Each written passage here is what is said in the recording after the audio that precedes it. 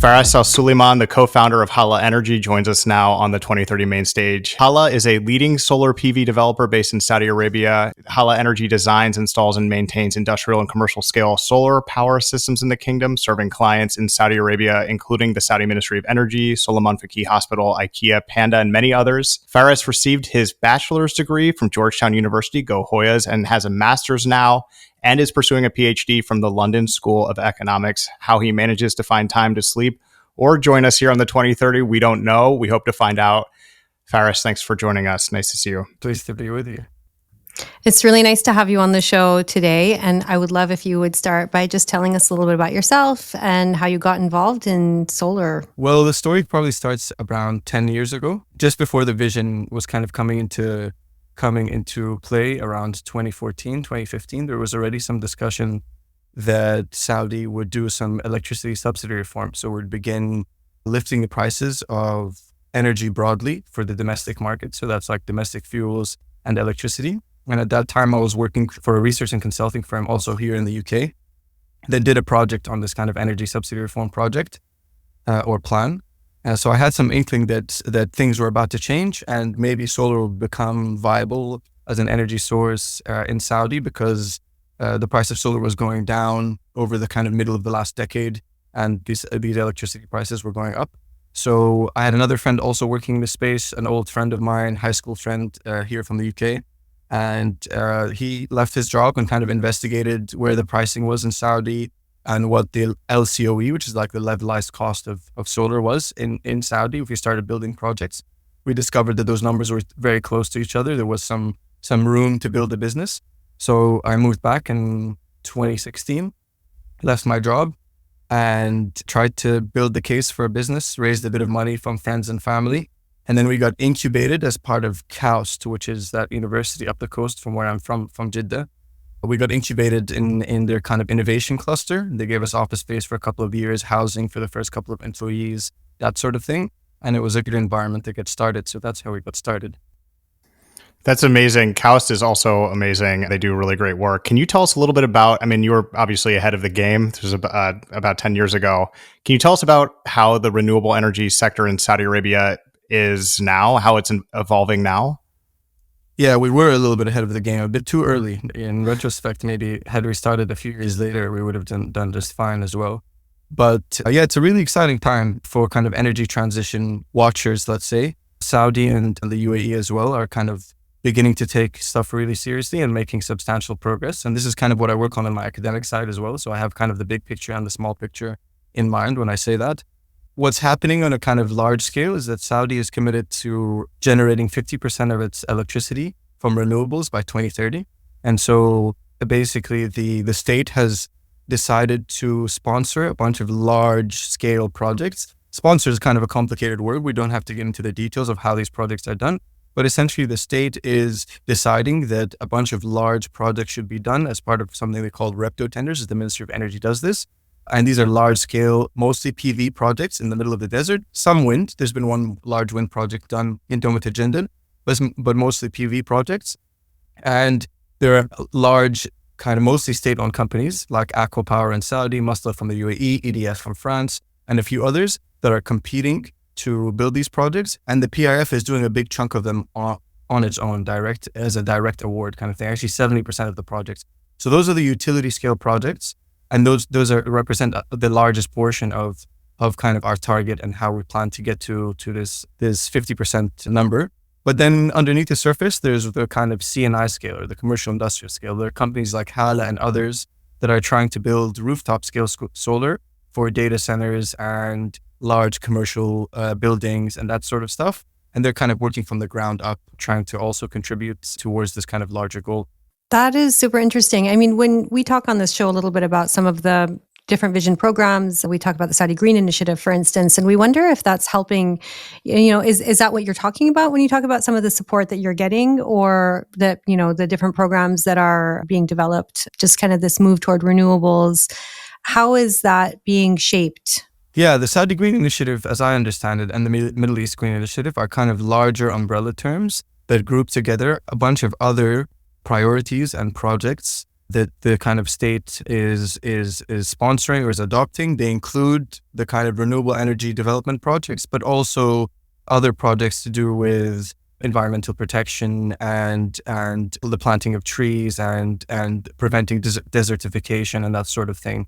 And it's a public diplomacy effort as well. So it's an effort to kind of just inform people. Last year I was at COP, and there was a big Saudi Green Initiative effort to kind of let people know that the state is taking this energy transition seriously and is making kind of progress, and also trying to bring in partners as part of the Middle East Green Initiative. But those things are pretty big picture things.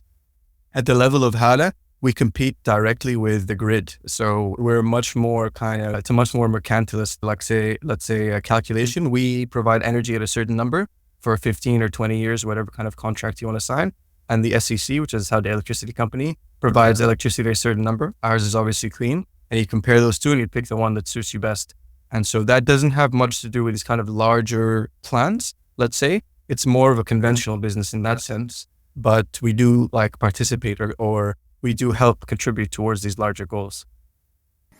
Yeah, so let's get into that. It was nice to get kind of the big picture at first, but you've delivered projects to some big clients. I said them in the intro: Ministry of Energy, Suleiman Faki Hospital, et cetera. Can you tell us about some of your other clients, some of these things in the pipeline or that you're going to work on now? Yeah, so basically the company started 7 or 8 years ago, kind of 2016, 2017. And initially we wanted to become a developer. And what that means in this kind of solar business is that you put down capital and build a solar project, let's say for a few million riyals, and you sell power on a kilowatt hour basis, on a unit basis, over a 15 or 20-year contract, just like the utility does when it tenders out projects. But when we first came into Saudi, we realized pretty quickly there were no contractors or EPCs to kind of build these projects. So we kind of built out those capabilities ourselves. We became an EPC. And that took the first couple of years. We basically figured this stuff out on our own. We hired kind of really good engineers from more developed PV markets in Jordan and Egypt and in Europe. And we brought them to Saudi. And eventually now we have a pretty good Saudization rate. We have our team is substantially Saudized, let's say. And so then we began to become a developer and build these kind of projects where we sell power. And we had to raise quite a bit of money in order to do that. And now kind of also access a bit of debt. That's the way you kind of make the financial engineering of these projects work in the background. And we can talk about that later if there's interest. But our kind of target for the most part, to simplify it, are the people who pay the highest electricity tariffs in Saudi. And the people who pay the highest electricity tariff in Saudi are the commercial segment. So there are people like malls, warehouses, cold storage, data centers. So the people that have really high energy consumption compared to the size of the roof, let's say, and they pay the highest tariff, which is around 30 halala, so like a third of a riyal, or $7 cents. And is that right? Yeah, $7 cents. And basically PV can be sold in Saudi at the moment at about $3 or $4 cents at the commercial scale. So like we can cut their electricity expenditure in half for the amount of power that they buy from us. So this is a really like attractive prospect, because not only are you kind of going green, but you're also cutting your electricity bills by half for that power that you purchase from us. And yeah, so we've been selling to kind of groceries, hospitals, data centers, these kind of places, on parking lots, on rooftops, that sort of thing.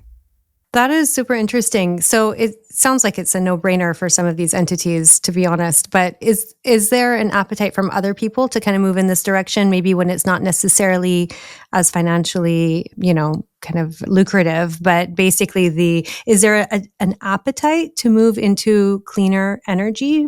And do you need to kind of work really hard to convince people to kind of move in that direction? Yeah, it's an interesting question. I mean, for the most part, we can compare commercial clients with industrial clients. Industrial clients in Saudi pay 18 halala, so that's just above half of what the commercial clients pay. And they're a much tougher market to sell to, because we can just about beat that 18 halala tariff. We kind of sometimes sell at 17 or 18, but it's much more difficult to do that. And those guys are generally not as interested in PV. And so that would suggest, I think, that the environmental considerations are there, but they're definitely secondary to the economic considerations. And so I think for the most part, first, it has to make economic sense. And then second, they're very happy that there are kind of CSR environmental benefits. Although I would say the exception to this rule is generally, there are some global companies. You mentioned IKEA is one of our clients, but there's a few other ones, pharmaceuticals and others, where they have a global mandate to go to net zero by a certain time frame, by 2030 or 2040.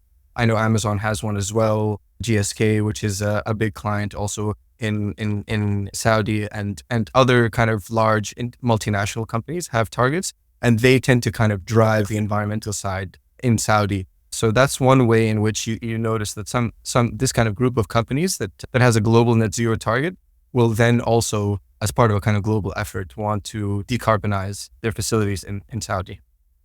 Yeah, that is fascinating. So we mentioned in sort of the intro that support of the infrastructure you build after the fact as something that you offer, maintenance really. Are you able to find talent, electromechanical and civil engineers, for instance, who are knowledgeable and forward thinking and excited to join your team? How does that work? Well, so the idea behind like selling people on PV and kind of renewables in general is by making it as hassle-free as possible. So when you sign these kind of long-term contracts, you're basically not responsible for anything. The maintenance, the cleaning, all that stuff is kind of on us and on our O&M team, operation and maintenance team. And so it's really important that these things perform the way they're supposed to perform. We have these kind of guaranteed energy guarantees where we have to provide a certain amount of power contractually every year, or we kind of compensate the clients for that. So this is like a really important part of the business. And in general, it's kind of, at the beginning, it was kind of difficult to find local talent that because we had no kind of domestic industry, right? It wasn't like we were kind of a business that was starting off in an industry that already existed. We were kind of one of the first people, if not the first, that has survived this long to work in this space. So in the beginning, we were very much relying on engineers that come from more developed PV markets. And Jordan is like one of the most developed PV markets in the world. Its solar penetration is about 45%, which is weirdly more than China's. And you hear all about, all this PV being done in China. So we had quite a few Jordanians join the team quite early. The managing director now, Saif, my colleague, is from Jordan and from Egypt to a lesser extent. But yeah, we were mostly recruiting from Sudan as well. But recently there's been a couple of years of a track record of kind of projects being done. There are a few competitors that have also done projects. So there's kind of more and more young talent. And these big companies, the big state-owned companies like Aqua Power, are training kind of dozens of engineers, mostly working admittedly on kind of large-scale projects in the middle of the desert, which is kind of a different thing to the rooftop stuff that we do, which is they're much quicker installations. They require kind of different level of health and safety and that sort of thing. But it's getting better. It's getting better, definitely. Yeah. So actually, kind of stepping back a little bit, where do you get your solar panels, if you can tell us? And are you sourcing them from abroad and then you start the design, installation, servicing? Or, because I know that the PIF is interested in making Saudi Arabia a manufacturer of solar PV technology at some point in the future. Are you getting it from overseas and where? And are you, finding challenges on the pricing? How does that part of the business work? Yeah. So initially, when PV started in Saudi, kind of in 2017 or 18, people started building the first groups of projects. Nearly every component was imported. So definitely the modules were imported, the PV panels, as you call them. We call them modules. And then all the other parts, the brains of the PV project are called inverters. They convert DC current to AC current. They're like the most expensive part of the kind of a project with the solar panels. And then the cables and stuff, there was kind of a domestic industry where you could buy those.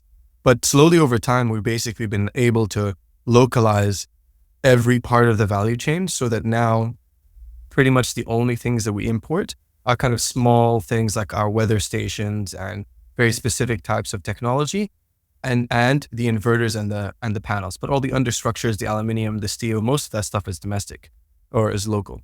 Now, the PV panels is kind of a tricky thing because what happens is our clients tend to want something called a tier 1 manufacturer. So a tier 1 is this categorization that Bloomberg came up with a couple of years ago that indicates that they're one of the biggest producers in the world and that they have the financial health to survive for the duration of the warranty. Because these guys give 25, 30-year warranties, and they say that we guarantee that this solar panel will produce power for the length of your kind of contract, and we will replace it for you if it doesn't do that, right? So this is a kind of really strong part of the value proposition of solar. So it really incentivizes clients and also developers like us to go with like an established name that we know will be around in 10 or 15 years to honor these warranties. So there were a few startup kind of companies in Saudi that tried to manufacture on a small scale, both on the West Coast and in Riyadh. But they had this kind of, the structure of the market was going against them. So the PIF has kind of been clever to try and circumvent this and say, okay, we're not going to kind of start our own brand from scratch. These big Chinese module manufacturers have massive scale. They spend billions of dollars on R&D every year. They're kind of moving very fast to reduce the cost of PV.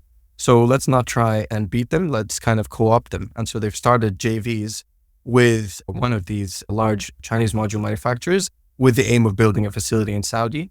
And that's kind of a clever move, because then we have a kind of domestic manufacturing industry. It's true that most of the components, the constituent components, are imported, but there's still some value add in the assembly of the module in Saudi. And then we get to import them, but still have this big name behind it to honor the warranty. So it's a kind of win-win in that respect. In general, the module business, the panel business, all the top 6 companies now are all Chinese. And even one called Canadian Solar, which used to be Canadian, but is Chinese now. And it's very difficult to beat them at their own game, because these guys have achieved massive scale. They spend a lot on R&D. And it's also a terrible business. They don't make a lot of money. They're supported by kind of state subsidies in China and also by the huge domestic market in China.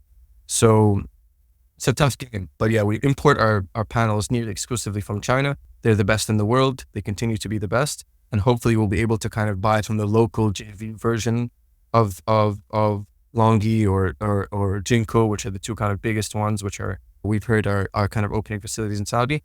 And then the inverters, the second part, we still currently import, but there's also plans for potentially for Huawei to do something similar in Saudi. So yeah, we're getting there. We're not able to kind of compete and build our own brands because our domestic market isn't big enough to kind of do that just yet. But we're taking steps in that direction. I think that's really interesting in thinking about them wanting you to guarantee the longevity of the panels. But what about the day-to-day quality of the energy that is produced? I mean, people always are pushing back against solar in Saudi and saying it's too dusty, right? So there are issues with maybe we have a lot of solar, but we also have a lot of dust. So does it work? Are you always connected, or do you have tech issues when you go to solar? Yeah, it works fantastically well. It's not black magic. It works really well. And I'll tell you a couple of things about how good it works, or what the kind of value proposition is. So PV has been around for not that long in Saudi, but in for example, in Spain, it's been around for a couple of decades. And in China. So they have projects that have been around 10, 15 years and still produce electricity at a rate which is kind of predictable. It declines. There's something called degradation. So it declines by about 1% a year, but in a predictable way, and you can kind of plan around that. That's the first thing. The second thing is that PV is usually a supplementary power. So you usually always maintain your grid connection, and then you install your PV. You have some idea about how much power it's going to produce over the course of the year, and that's how you figure out the economics of it. But if it doesn't work one day, if you have rain, you have clouds, then you have the backup from the grid. So it's not what we call critical power, right? It's not servicing in a kind of critical way. In the future, when we add batteries to the mix, then you have something called autonomy. You're going to want to build enough PV so that even if there is a couple of rainy days, a couple of cloudy days, you have enough battery storage to kind of service your critical needs.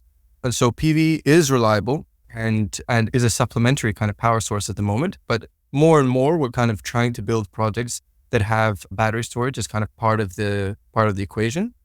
And the last thing I'd say is, it's true that dust is it is a problem. It's a problem in Saudi. But just to give you an idea, a solar panel roughly costs the same in the UK and in Saudi, right? There's some tariffs in the UK and in Europe on Chinese panels, but for the most part, they cost the same thing. And that same panel produces about 2.2 times more power over the course of the year in Saudi as it does in the UK, or even in Germany for that matter. Even if you compare it to Portugal, which is kind of one of the sunnier European countries, we produce like 40 or 50% more power in Saudi because of the length of our days, the number of sunny days, etc. So if you do have what they call soiling loss, which is when sand settles on your solar panels, that can kind of account for 10, 15%, but we were talking about 40, 50% more power generation over the course of the year. And that's, 15% is like soiling losses, you're not cleaning it at all. you don't have any solutions. So yeah, it's a bit of a problem, but we have other things going for us. And the other thing that's really important is that we install cleaning robots on most of our projects now. Most of our new projects on the rooftops and a lot of the utility scale ones, so the ones that you see in the desert that like Aqua or the PIF are building, have these kind of robots that go and clean them at night. And this is a space where a lot of innovations going on. We use a mixture of kind of Jordanian companies doing this. There's some Saudi companies. There were also in KAUST doing this. And these guys basically have their own little solar panel and battery, and they charge during the day. And then at night, they'll go down the whole row a couple of times with brushes, and they'll clean the whole thing. And then there's some really clever people also doing it with drones now, and they come and hover over modules at night and go back to. So this is an area where there's some innovation. It's a problem, but it's not deadly, is what I'm getting at. Yeah, another space where there's innovation, and it's a sector I've worked in from the venture capital side, but is in batteries and battery storage. And you were just talking about, batteries as part of the whole solution that you're providing. I guess a two-parter here. One, is there a go-to battery? Are you using the Tesla battery, or is there another battery that you're using? And then a second part of that question is, do you see that innovation in that space, things like making batteries run less hot, especially in Saudi Arabia, 3,000 hours of sunlight a year? Are you seeing innovations there make it more attractive for the end user of your products? Yeah, so we're excited about battery storage, but remember how when I started, I was saying that we're competing with this kind of 30 halala tariff and we're providing power at about half that rate? Even that highest tariff of 30 halala is like heavily subsidized, right? So battery storage is probably the most expensive component of like a solar project that works around the clock. So we still find it very difficult to compete even with the highest tariff. We're getting there. The price of storage is declining at an extremely fast rate now, mostly because of kind of EV related investments. So it's like going down at an astonishing rate. Actually, every month or 2 months, we check with our suppliers and things are changing. But it's not quite there yet where we can offer a round the clock solution that's super competitive with these subsidized tariffs. Having said that, it's coming. So we can just about touch that highest tariff now. And I imagine the next year or two will be well below it. So we're getting more competitive. In terms of innovation, still the most competitive lithium ion producers are all also from China, like SunGrow, and Huawei also has a solution. And they completely, undercut the kind of Western producers, and the numbers are not close. The reason why in the States kind of people can use Tesla or First Solar, these kind of American producers, is because they put really heavy tariffs on these Chinese ones. And we don't have those in Saudi because we don't have any domestic producers. So our incentive is very much to kind of compete with the tariffs. And in order to do that, we have to use these kind of Chinese suppliers that were kind of had this reputation of not being, let's say, the kind of quality option or not providing. But honestly, over the last 10 or 15 years, and particularly in the PV space, they are also technically the best, right? They provide these kind of containerized solutions built for desert environments, really good customer service, and they have teams on the ground in Saudi, unlike anyone else. So yeah, there is innovation in this space, but mostly it's cost-related innovation, manufacturing at scale, and trying to get this price curve down as quickly as possible, so that, in a large sense, solar plus storage is competing with other types of baseload power. Well, I said earlier, solar is kind of a complementary power. It sits on top of your grid power, but solar plus storage is alone. Like you could transition the whole of Saudi just on solar plus storage. You don't need nuclear, you don't need gas. It's just a matter of costs, right? So if solar and storage gets there, then it becomes the kind of baseload power. And there's a lot of people betting on that. Elon Musk famously is one of these people that thinks that solar and storage can do it. Obviously he's in the storage business through Tesla.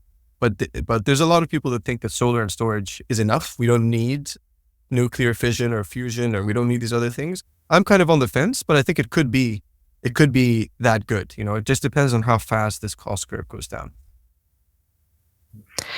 I think this might be a really interesting time to maybe ask a little bit about renewables in general. So if solar plus storage is the solution for the future, what about other renewables in general? Why solar? Obviously, we have a lot of sun. But why not wind, for instance? Wind is good too. Wind is great too. Wind industry has taken a bit of a hit the last couple of years, especially onshore wind, which is kind of wind that's built. Well, offshore wind is big in Europe, and in other parts of the world, like in the US, there's a lot of onshore wind. But we have a lot of wind resource in the Gulf, not a crazy amount, but in Saudi and in Oman, you have substantial wind resource. And so there's plenty of good reasons to also develop some of that. It gives you some nighttime power. It also has its own kind of intermittency problems, which means that it gives you more or less power based on these kind of general weather conditions, but it's quite predictable, more than you would think. So yeah, I think wind is an important part of the kind of energy transition. And so is geothermal, which a lot of people think that there's quite a lot of potential, particularly on the West Coast, but it's relatively unexplored and requires quite a lot of research and state investment at the beginning to kind of get the ball rolling. But Iceland, for example, and other kind of thermically active countries rely quite a lot on geothermal. But yeah, for the most part, I think solar is the winner of this thing, not because something crazy happened with the technology or because I'm an evangelist of some kind, but just because the cost curve has done a crazy thing in the last 10 or 15 years. And it's gone down at a rate when I started the solar business, we used to buy solar panels for around $40 a watt. That's kind of a way to think about what they cost.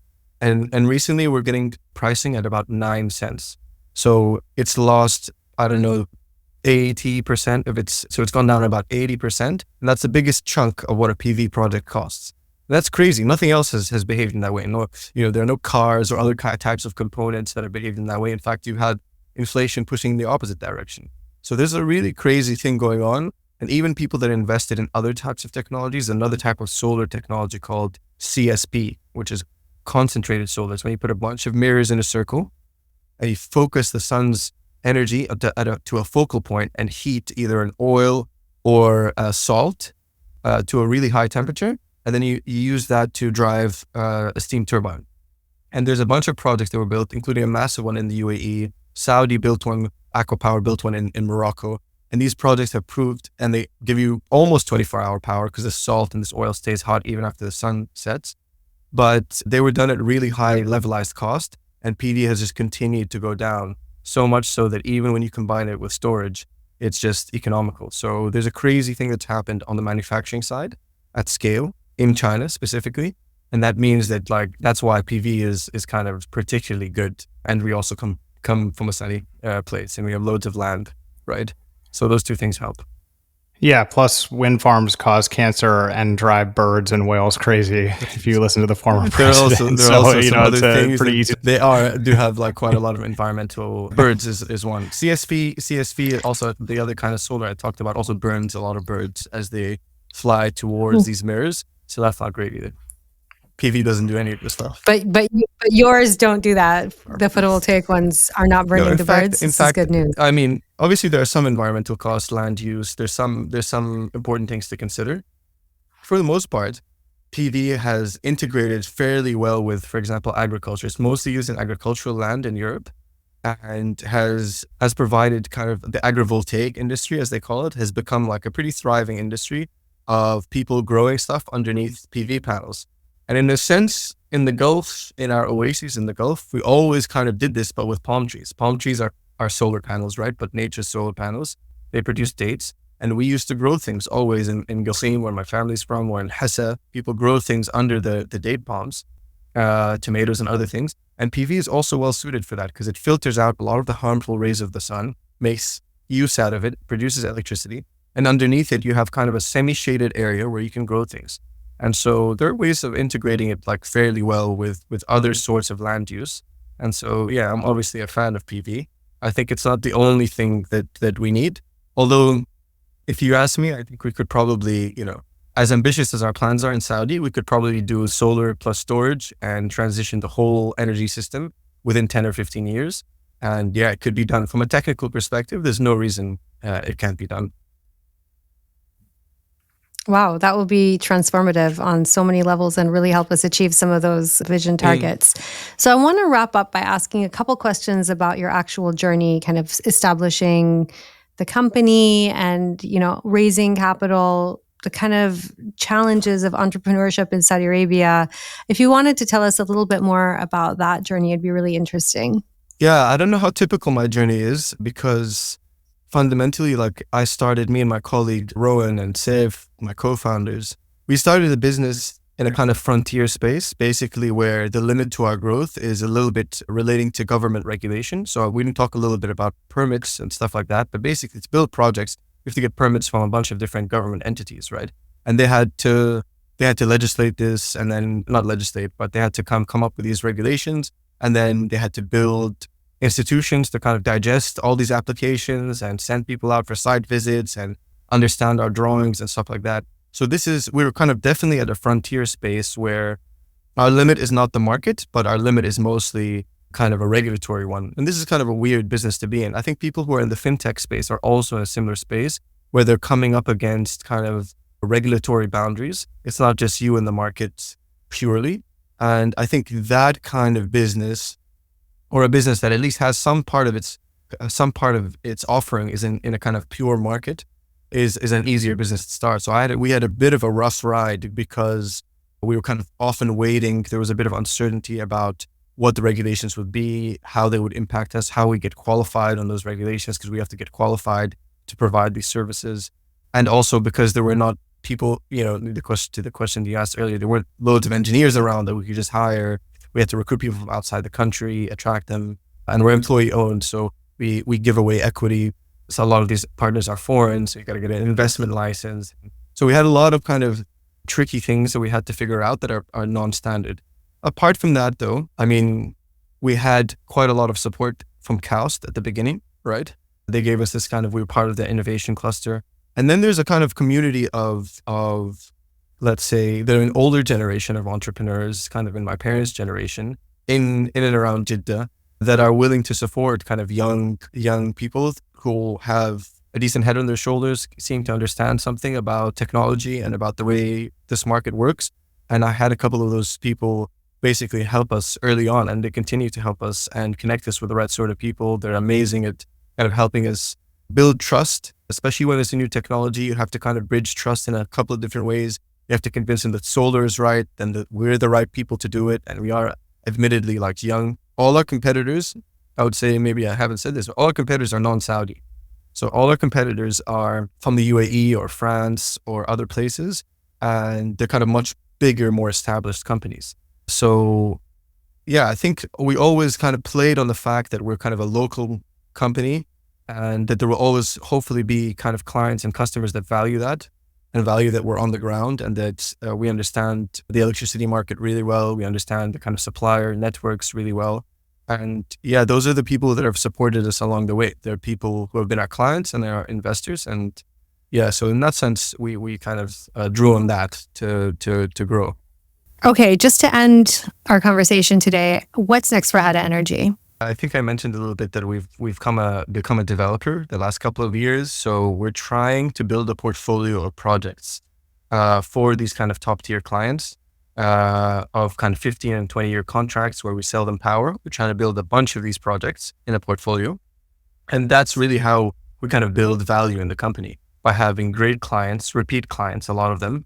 A lot of them are kind of big publicly traded companies, and having kind of make sure that they pay their bills on time. That's also another thing that's important. So we have kind of track record of good clients, satisfied clients that pay their bills on time. And that's really the next stage that we want to get to. We're kind of also trying to attract or enter into kind of parts or attract clients in kind of new industries that we haven't really tapped into. We haven't really tapped into this data center space, but we expect there to be massive growth. And green data centers is kind of a big area of growth. There are a few companies that are starting up in the Gulf, essentially looking to service firstly domestic data for these hyperscalers, so the Amazons and the Googles and all the rest of it. But then I think there's some aspiration to also service global data, which passes through particularly the Red Sea. The Red Sea and Suez have global, massive traffic of data going from Asia to Europe. And a lot of these hyperscalers like Google and Amazon and stuff really want green data centers. They want data centers that have, large power capabilities, but also have some portion of it that's green. And so that's a really interesting space that me and other people are looking into. And as Hala, we would love to kind of service those kind of, because they used to pay, to be fair, they used to pay the highest tariff. They used to pay 30. But the SEC recently came out with a blockbuster 12 Hala tariff that's like right at the bottom. It's called the cloud computing tariff. It's the cheapest tariff that you can have. So that kind of undercut us a little bit. But even there, we'll get there. We'll beat the 12 Hala tariff. We just need a couple more years and the Chinese on our side. So we'll get there, I think, 2027 maybe.